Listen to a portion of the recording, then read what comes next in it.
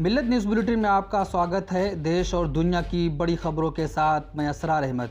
Canada के 146 साल के इतिहास में ये पहली बार है कि किसी स्याह फाम व्यक्ति या मुसलमान को देश के सर्वोच्च न्यायालय के न्यायाधीश के रूप में नियुक्त किया गया है।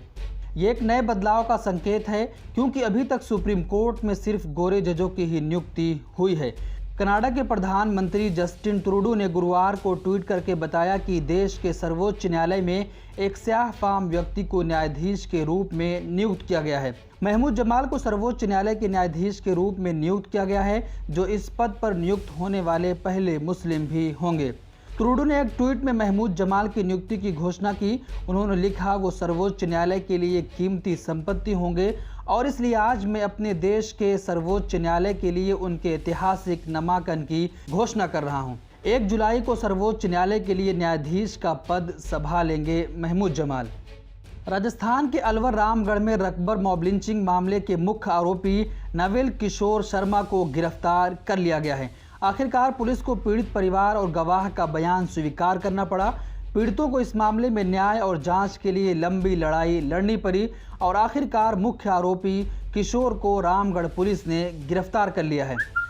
रकबर मॉब लिंचिंग मामले में किशोर ने पुलिस पर रकबर को मौके पर ही पीटने का आरोप लगाया था, कि जिसकी वजह से रकबर की मौत हो गई थी। रकबर की पत्नी अकलीमा ने कहा कि हम गाय पालते हैं, फिर भी मेरे पति की हत्या कर दी गई।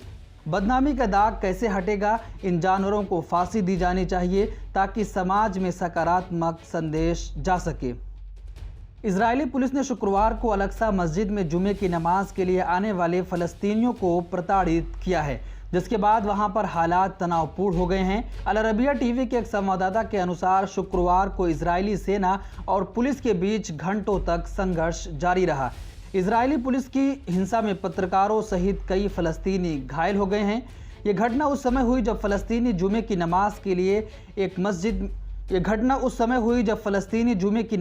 लिए मस्जिद में प्रवेश कर रहे थे। इजरायली पुलिस ने फ़लस्तीनियों पर अंधाधुंध लाठियां बरसाईं और गोलीबारी भी की है।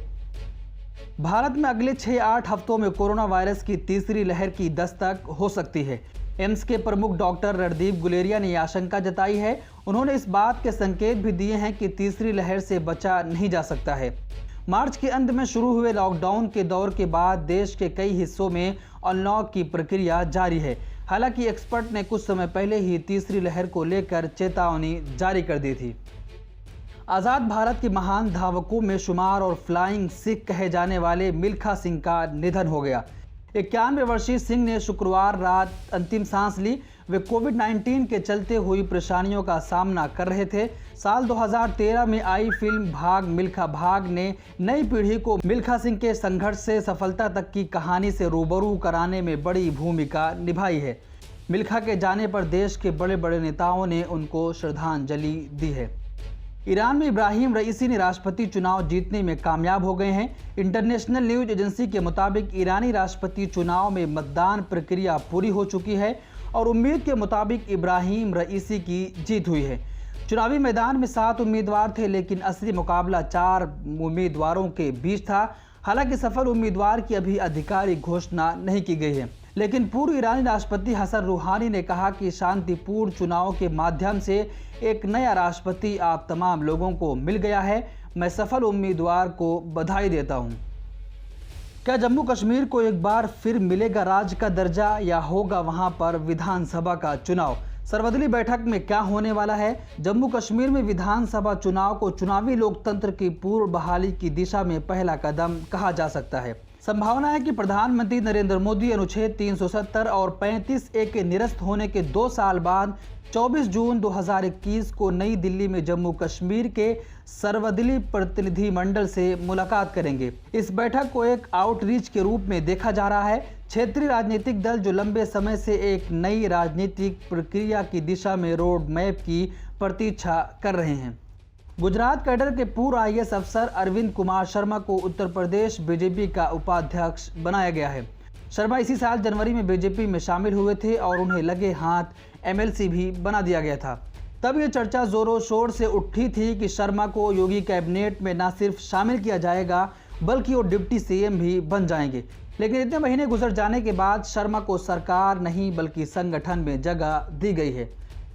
स्विस बैंकों में भारतीयों की जमा राशि में रिकॉर्ड बढ़ोतरी की खबर सामने आने के बाद एक हड़कंप मच गया है।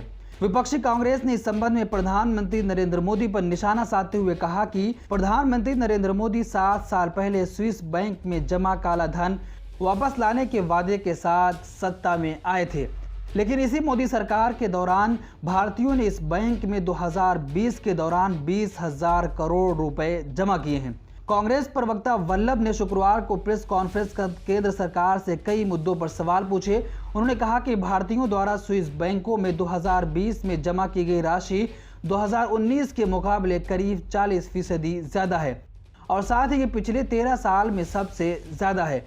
उन्होंने ये भी कहा कि 2019 की तुलना में 2020 में स्विस बैंक में कुल जमा 286% की वृद्धि हुई है, लेकिन उसके बावजूद भी प्रधानमंत्री कहते हैं वृद्धि हुई है तक। बस ब्यूरो रिपोर्ट, मिलत टाइम्स।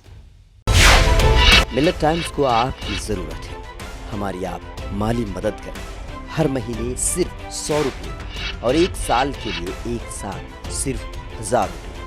रकम भेजने के लिए यहाँ दिए गए फोन पे, गूगल पे और पेटीएम नंबर का इस्तेमाल कर सकते हैं।